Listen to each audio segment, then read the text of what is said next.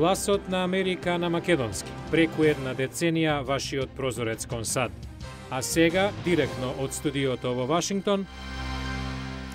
Добро вечер. Го гледате ТВ журналот News Flash на Гласот на Америка на македонски јазик. Јас сум Лилица Китановска.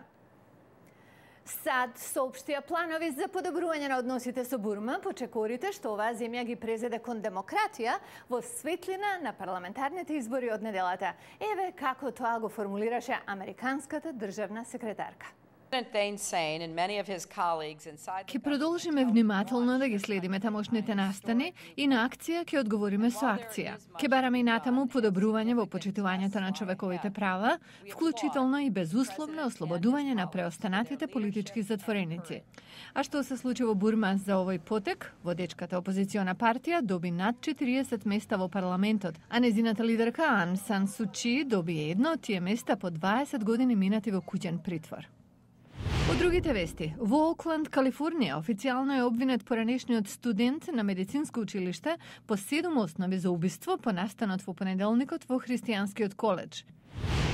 Американската армија формално нареди воена судска постапка за 5 осомничени милитанти на Ал-Каида, за кои се верува дека го планирале терористичкиот напад на САД од 11 септември, во кој загинаа близу 3000 луѓе. Судењето ќе се одржи во базата Гвантанамо во Куба. Градоначалникот на Њу Јорк, Майкл Блумберг, неодамна донираше лично негови пари преку неговата добротворна фондација да го намали пушењето во светот. Нашиот дописник од Њу Јорк, Питер Федински, ќе ни каже како. Њу Јорк се повеќе станува град со висока свест за здравјето. Во рестораните нема пушење, ниту во баровите, дури ни во јавните паркови. Сето тоа е резултат на агресивната антипушачка политика на градоначалникот Майкл Блумберг последнава деценија. Градот има и своји реклами за штетноста на пушењето. Smoking causes some of the most painful and deadly cancers. Градоначалникот вели дека дел од донацијата ќе оди на убедување на странските влади да ги зголемат даноците на цигарите. Тој вели дека тие даноци се најважен фактор за обескрбрување на пушењето. Во Њу Јорк кутија цигари сега чини околу $12. Само 7% од нашите деца пријавуваат дека пушат и само 14% од возрастните. Тоа се одлични цифри, далеку помали од пред 10 години.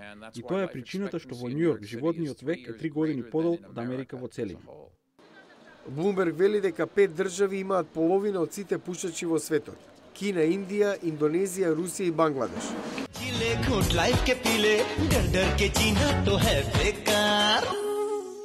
Минатата година во Индија пејачот Шаан направи музичко видео во Боливуд, забавувачки центар во Мумбај, наречено "Не си играј со животот".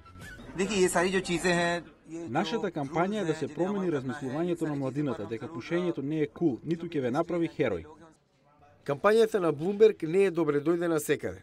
Украина, например, ја тужи Австралија пред Светската трговска организација заради закон што бара еднострано хартиено пакување на цигарите, зашто вели тоа им штети на одгледувачите на тутун кои извезуваат во Австралија. Се противи тутунската индустрија. Филип Морис вели дека со генеричко пакување се одзема вредноста на корпорацијата што се врзува со марката.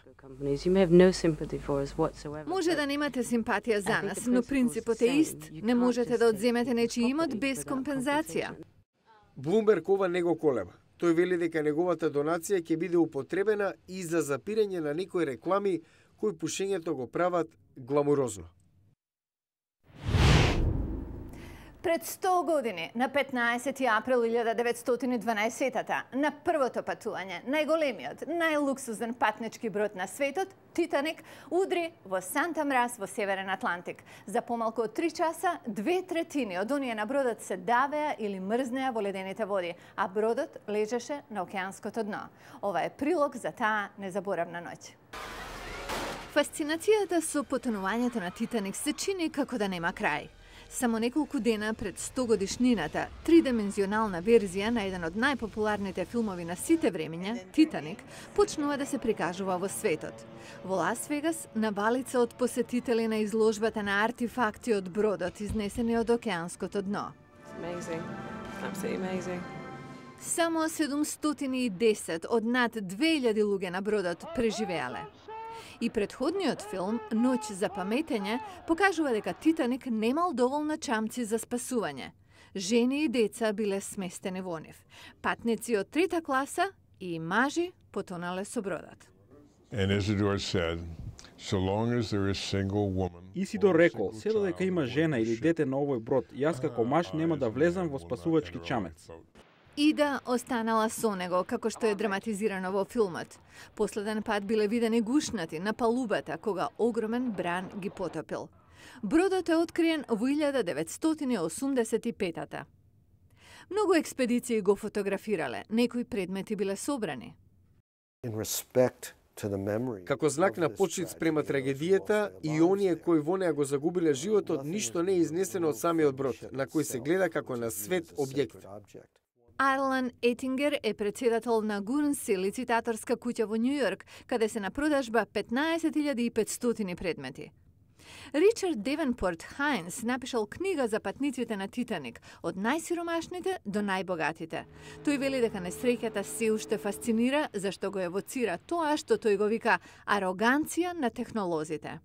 The Titanic was a stunning example of this. It was thought to be an unsinkable ship. Се мислело дека не може да потоне. Премногу брзо се движел низ опасни води. Токму затоа што се мислело дека ништо не може да му се случи. Всушност се покажало дека бродот имал многу слаби точки и тоа на места каде најмалку се очекувало. Се отворил како конзерва на рабовите. А утре во Newsflash за уште една водена катастрофа. Овој пат поблиску до нас овде, Нью Орлеанс. Беше политичка, хумана, научна драма и природна катастрофа. Како е денес, 7 години по Катрина?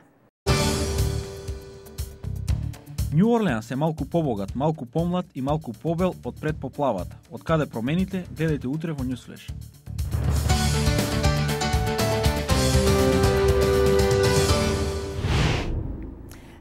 Се за емисијава може да не гледате, слушате и читате и на интернет. Адресата е glasnaamerika.com или пак да се дружиме на Facebook.